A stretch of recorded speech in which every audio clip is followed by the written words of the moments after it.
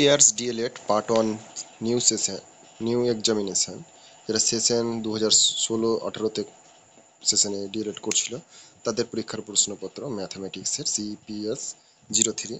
সময় ছিল 3 ঘন্টা, ফুল মার্ক ছিল 70। তো এখানে 1 নম্বর দাগে নিচের সব প্রশ্নগুলির উত্তর দিন। প্রশ্নের ক্রমিক সংখ্যা এবং সঠিক উত্তর আপনার উত্তরপত্রে লিখুন। প্রয়োজনে রাফ কাজ উত্তরপত্রেই করবেন। 1 নম্বর প্রশ্ন দিয়েছি 1 - 1/3, 1 - 1/4 ডট ডট এরকম 1 এটার মান কত হবে।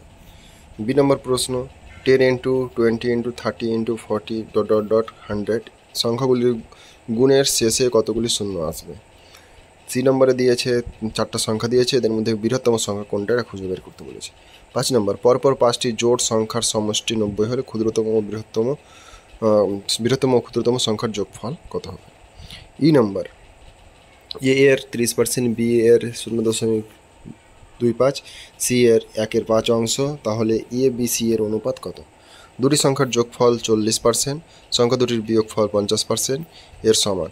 বড় ও ছোট সংখ্যার অনুপাত কত। একটি সংখ্যাকে 20% বাড়িয়ে আবার 20% বাড়ালে সংখ্যাটির মোট কত পার্সেন্ট বাড়বে। একটি সমবাহু ত্রিভুজের বাহুর দৈর্ঘ্য 2 গুণ বৃদ্ধি করা হলে ক্ষেত্রফল কত গুণ বৃদ্ধি পাবে। একটি সমবাহু ত্রিভুজের পরিসীমা 12 মিটার হলে ক্ষেত্রফল কত হবে। বৃত্তের ব্যাস 10% বৃদ্ধি পেলে ক্ষেত্রফল বৃদ্ধি পাবে কত। এগুলো প্রত্যেকটা MCQ সঠিক অপশন খুঁজে বের করে লিখতে হবে। কে নম্বর আয়তক্ষেত্রে একটি বাহুর 20%, অপর বাহুকে 10% হ্রাস, ক্ষেত্রফল কত শতাংশ হ্রাস পাবে।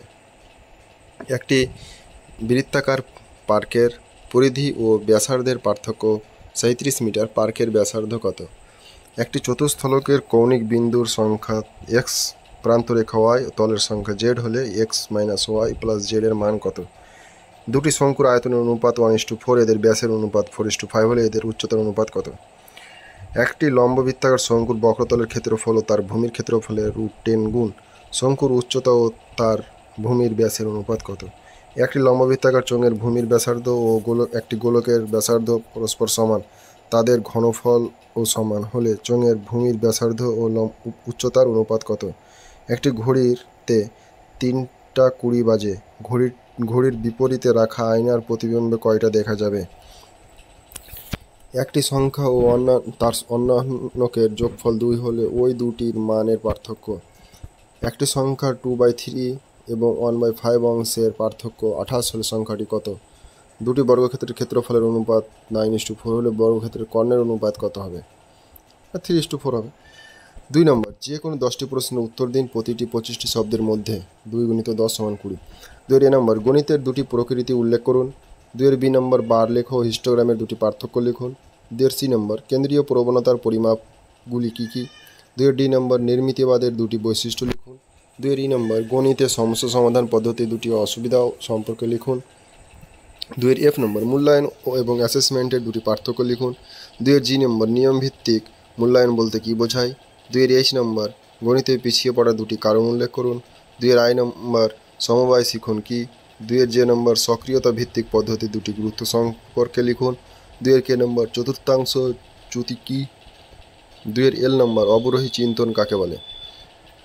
3 নম্বর প্রশ্ন হচ্ছে যে কোনো দুটি প্রশ্নের উত্তর দিন, প্রতিটি 250টি শব্দের মধ্যে 7 করে মার্ক, 7 × 2 = 14 মার্ক। 3 এ নম্বর প্রজেক্ট পদ্ধতির বৈশিষ্ট্যগুলি উল্লেখ করুন। প্রাথমিক স্তরে গণিত শিখনে প্রজেক্ট পদ্ধতির সম্পর্কে উপযুক্ত উদাহরণ সহযোগ আলোচনা করুন।